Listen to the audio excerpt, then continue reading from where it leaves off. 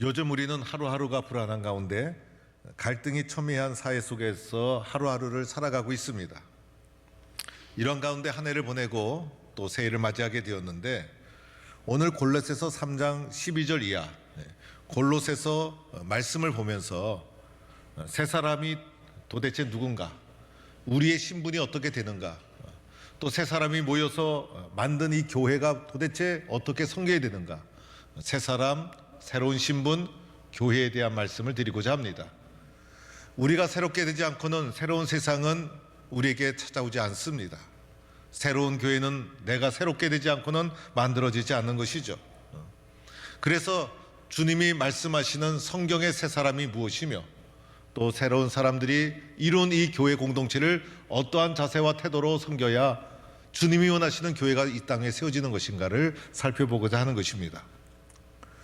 전도자 바울은 복음을 땅끝까지 전했던 위대한 전도자 바울은 예수 그리스도의 복음만이 사람을 구원하고 예수 그리스도의 복음만이 사람을 변화시키고, 그리고 복음을 전하고 교회를 세우는 것이 전도자 바울의 사명이었어요. 이 골로새서는 골로새 교회에 바울이 보낸 서신인데, 이 골로새는 바울이 방문한 적이 없었어요. 그런데 어떻게 이곳에 교회가 세워지게 된 것일까? 바로 이 골로새에 살던 에바브라라는 사람이 에베소를 방문하게 됩니다. 마침 에베소에서 복음을 전하던 바울을 만나게 되었고, 바울을 통해 복음을 전해 듣고 그리스도인이 됩니다. 이 에바브라가 자신의 고향 골로새로 돌아가 바울이 전했던 복음을 가지고 교회를 세운 것이 바로 골로새 교회라 할 수가 있습니다. 바울이 찾아가는 것도 없고 바울이 전하지도 않았는데 복음이 딱 전해지고 교회가 세워졌어요. 그런데 그러다 보니 복음의 뿌리가 좀 약했어요. 바울이 오랫동안 그곳에서 사역을 했더라면 견고한 교회를 뿌리내릴 수 있을 터인데, 간접적으로 전해들은 복음을 듣고 세워진 교회이니 여러 유혹도 닥치고, 그리고 핍박도 닥치고, 또 이단과 우상숭배, 이상한 철학, 그리고 유대주의, 영지주의, 복음을 변절시키는 온갖 유혹에 이 교회가 시달리게 되었다는 거예요. 그런데 의외로 그런 시달림 속에서도 이 골로새 교회가 희한하게 복음을 견고히 붙잡고 버티고 있었다는 것이죠. 그래서 바울은 이 소식을 듣고 너무나 감격하고 자랑스러워서 이 골로새 교회 성도들의 신앙을 귀하게 높이 칭찬하고, 그들을 위해서 끊임없이 중보기도하는 자신의 이 기도의 삶을 보여주고, 그리고 교회가 어떠한 것이며 예수 믿고 변화된 자가 무엇인가를 오늘 말씀을 통해 설명하고 있는 거예요. 오늘 이 12절 말씀에 보니 이렇게 시작하죠. 너희는, 이렇게 시작하고 있어요. 그러므로 너희는, 골로새 교회 성도들을 가리키는 것이죠. 오늘 우리에게 적용하면 이 자리에 있는 예수 믿는 우리 모두를 향한 말씀이기도 한 거예요. 그래서 예수 믿는 너희는 라고 하면서 하나님이 택하사 거룩하고 사랑받는 자처럼 이렇게 우리의 신분에 대해서 설명하고 있는 것이죠. 오늘 말씀해 보니 우리의 신분을 어떻게 설명합니까? 하나님이 택한 사람이라는 거예요. 세 가지가 나오죠. 우리는 내가 하나님을 택한 것이 아니라 하나님이 나를 택해 주셨다는 거예요. 또한 나는 거룩히 구별된 자다. 세상 속에 있던 나를 택해 주시고 불러주셔서 세상으로부터 구별하여 거룩한 자로 나를 구별해 주셨다는 거예요. 또한 나는 하나님의 사랑받는 자다. 우리는 세상에서 사랑받지 못하고 살고 있지만은 여러분 낙심할 필요가 없어요. 하나님의 사랑을 받는 자가 예수 믿는 우리들이라 할 수가 있어요. 이것이 우리들의 새 생명, 새 사람, 이렇게 변화된 신분을 가지고 있는 것이 우리들의 모습이라 할 수가 있어요. 그래서 우리들은 예수님 안에서 나는 하나님이 택해 주셨다, 나는 하나님으로부터 거룩하게 구별된 성도다, 나는 하나님의 사랑을 받는 자다 라는 믿음과 확신을 가지고 내 신분에 대한 자부심을 가지고 살아가야 되는 것이에요. 그런데 이렇게 새 사람 된 사람들의 구체적인 특징이 이어서 나와요. 이런 새 사람 된 사람들이 세상을 살아갈 때 구체적으로 어떠한 마음과 어떠한 태도를 가지고 살아가야 되는가? 오늘 이 새 사람의 특징에 대해서 이어지는 말씀에 보면 그대로 나오죠. 새 사람의 특징, 긍휼이에요. 세 사람의 마음은 긍휼의 마음을 가지고 있다는 거예요.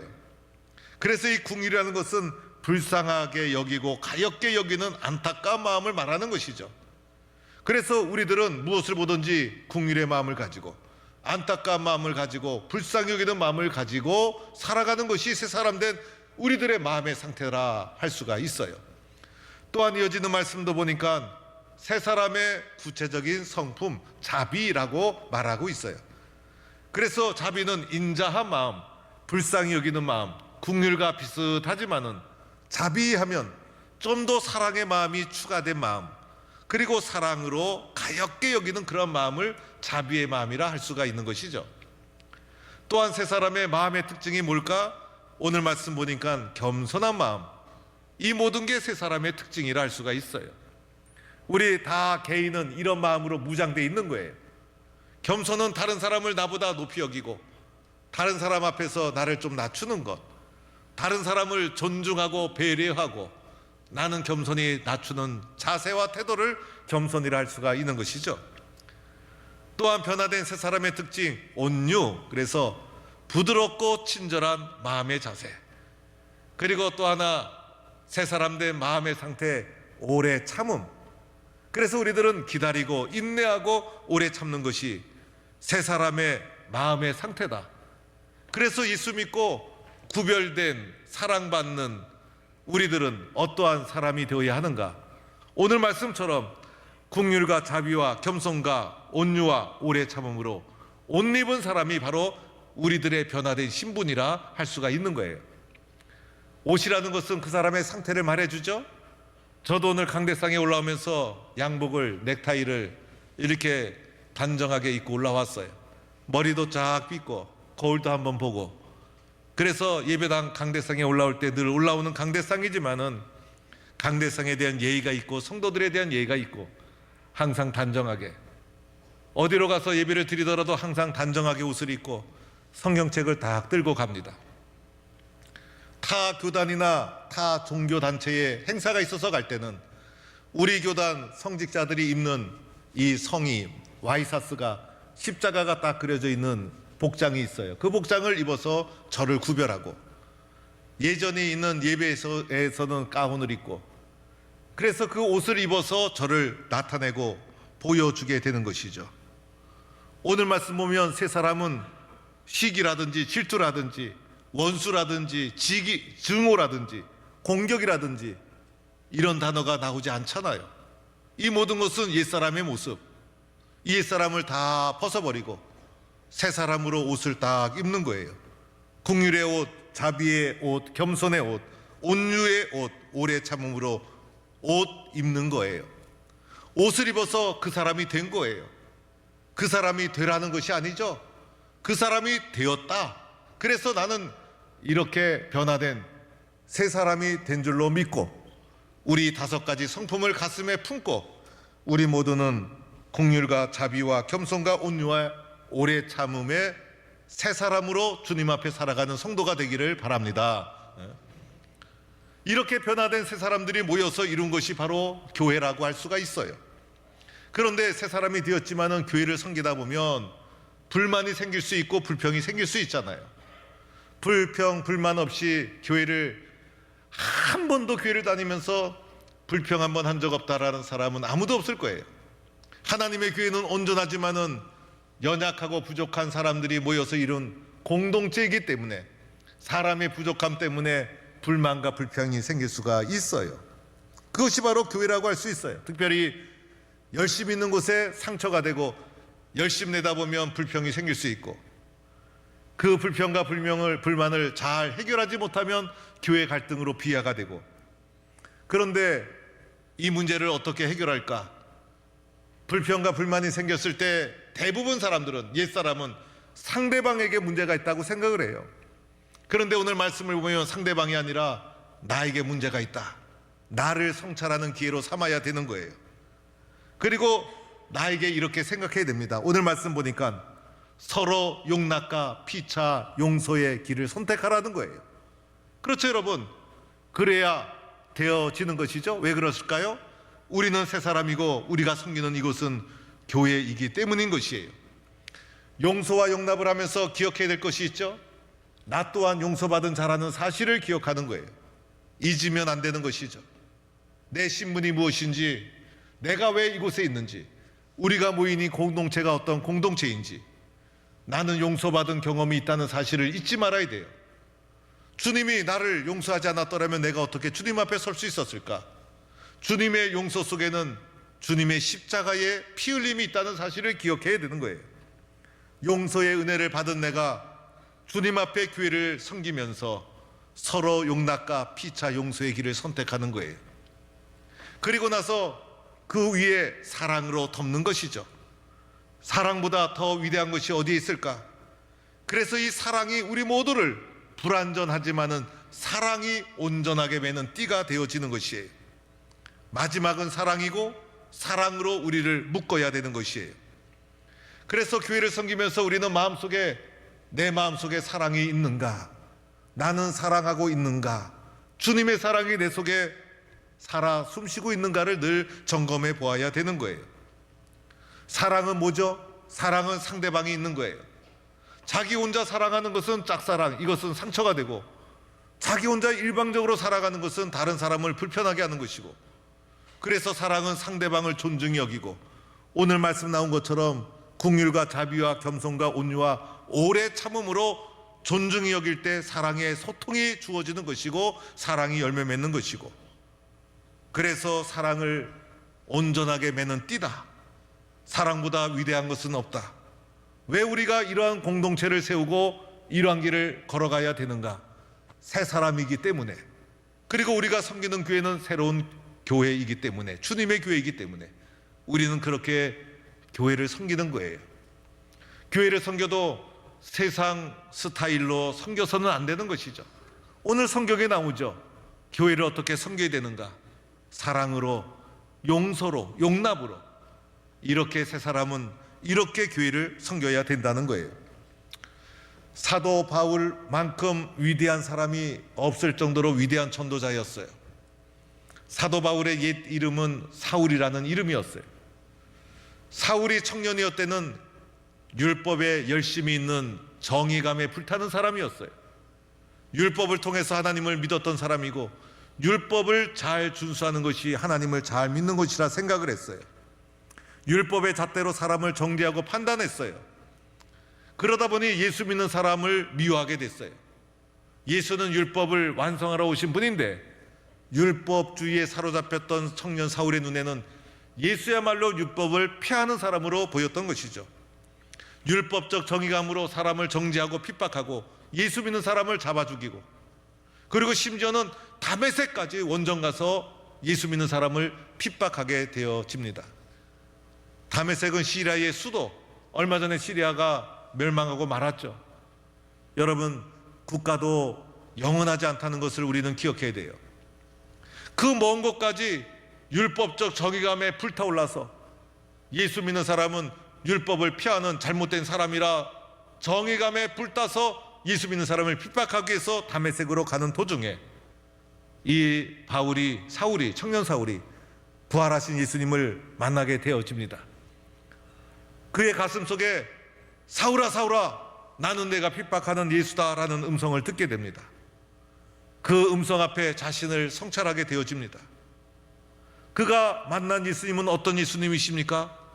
십자가와 부활을 거친 예수님, 십자가의 사랑으로 자신을 구원하기 위해서 자신을 아낌없이 내어주면서 십자가를 통해서 하나님의 의를 이루신 그 예수님을 만나게 된 거예요. 내가 율법의 의로 정의를 세우는 것보다 십자가의 사랑으로 세운 예수님의 의가 더 올바른 의이고, 예수님의 십자가의 사랑보다 더 위대한 사랑은 없는 거예요. 십자가에서 자신을 아낌없이 희생해 주신 예수님의 그 엄청난 사랑을 사울이 만나게 된 것이죠.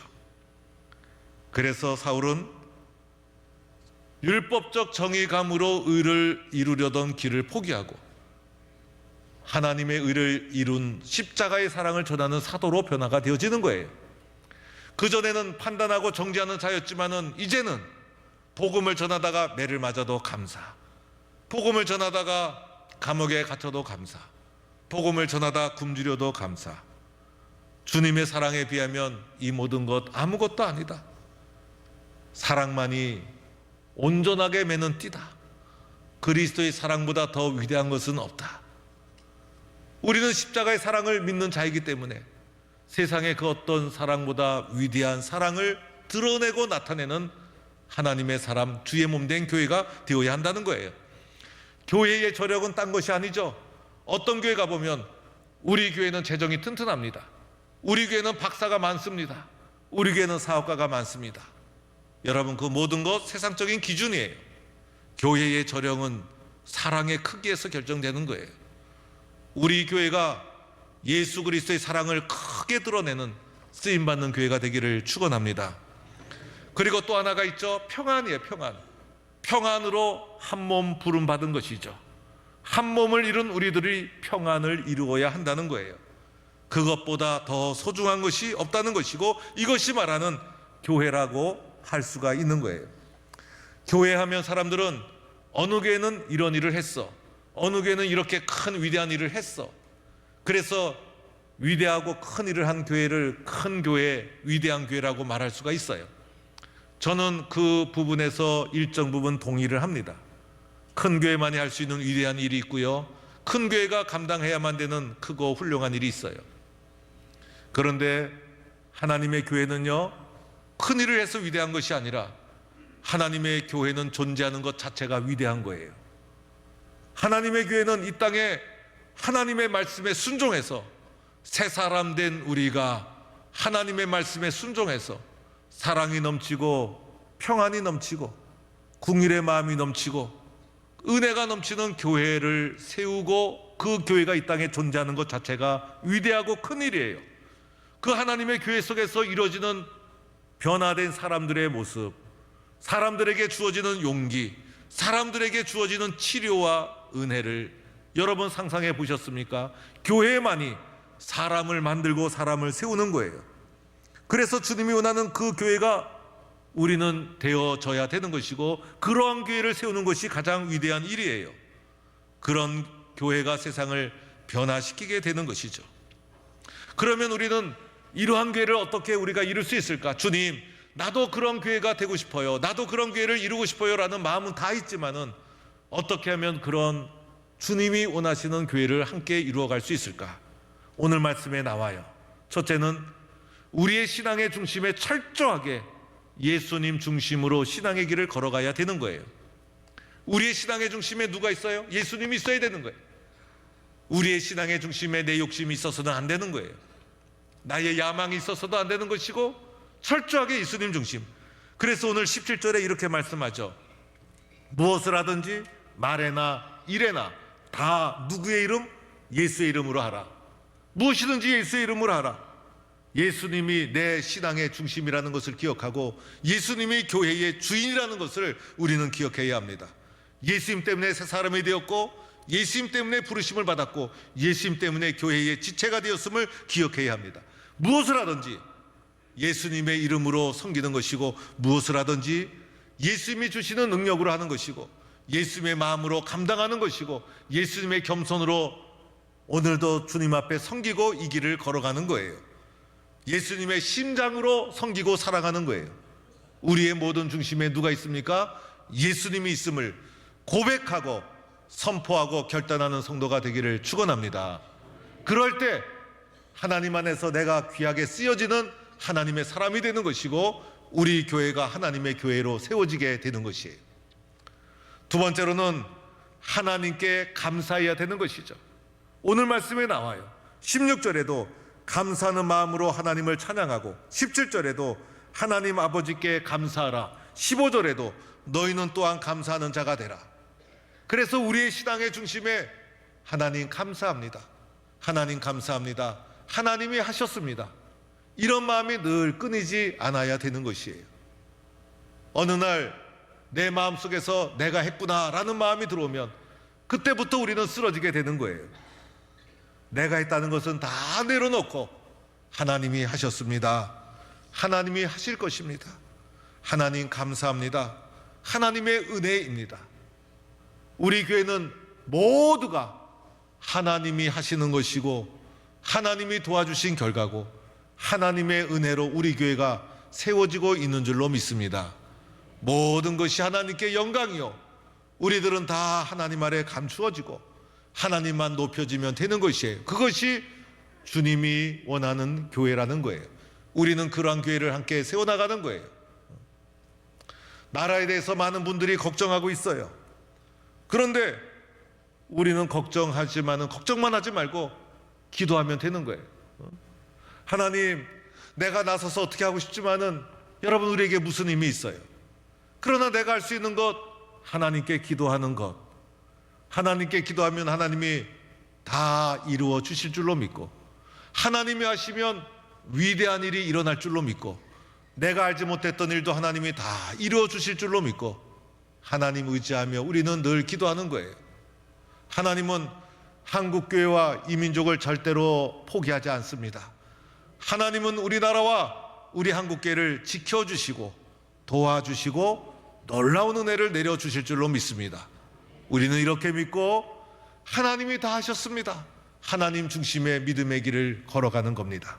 그럴 때 나도 하나님 앞에 새 사람으로 쓰여지는 것이고 우리 교회도 하나님이 원하시는 교회로 세워지게 되는 것이에요.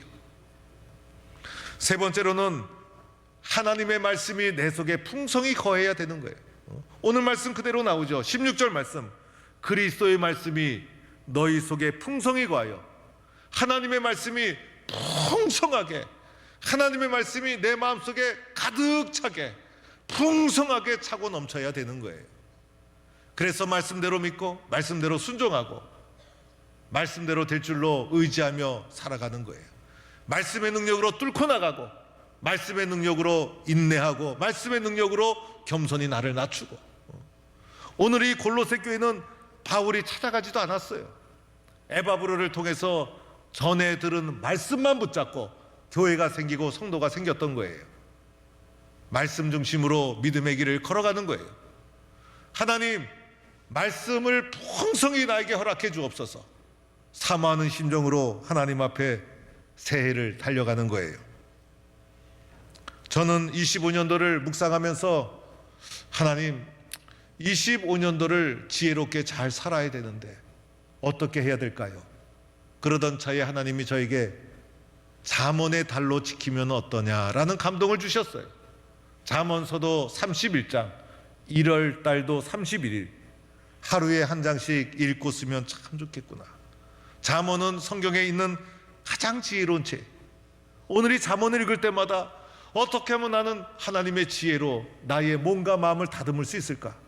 어떻게 하면 나도 하나님의 인격을 품을 수 있을까? 나도 어떻게 하면 하나님의 지혜로 인생을 살아갈 수 있을까? 잠언서를 볼 때마다 늘 그런 마음을 가지게 됩니다.